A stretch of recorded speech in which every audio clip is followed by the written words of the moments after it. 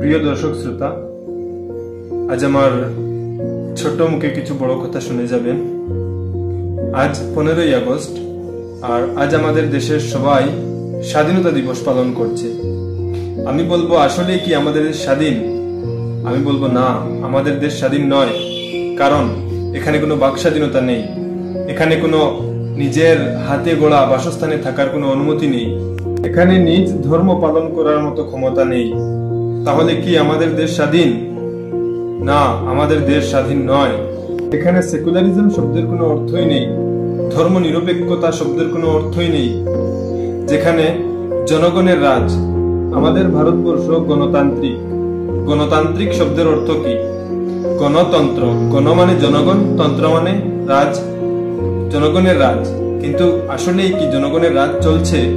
না, জনগণকে শোষণ করা হচ্ছে, এমন ভাবে শাসন করা হচ্ছে যেভাবে আজ থেকে 79 বছর পূর্বে ব্রিটিশ আমাদেরকে শাসন করেছিল। আজ আমাদের দেশে গরিবদের কুড়েঘর ভেঙে ধনীদের বাসস্থান তৈরি করা হচ্ছে, ধনীদের অট্টালিকা তৈরি করা হচ্ছে। আসলেই কি আমাদের ভারতবর্ষ স্বাধীন?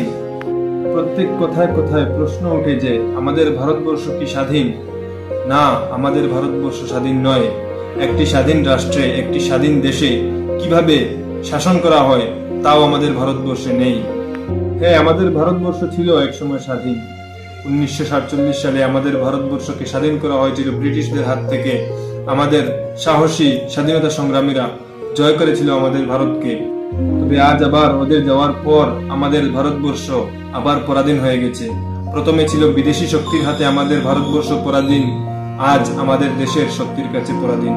আমাদের দেশের লোকেরাই আজ আমাদের ভারতবর্ষকে পরাধীন করে রেখেছে। আবার আমাদেরকে আমাদের ভারতবর্ষকে স্বাধীন করতে হবে, স্বাধীনতা সংগ্রামীদের মতো আবার লড়াই করতে হবে। প্রিয় দর্শক শ্রোতারা, সবার কাছে আমার অনুরোধ যে মন্তব্য করে যাবেন, আসলে কি আমাদের ভারতবর্ষ স্বাধীন?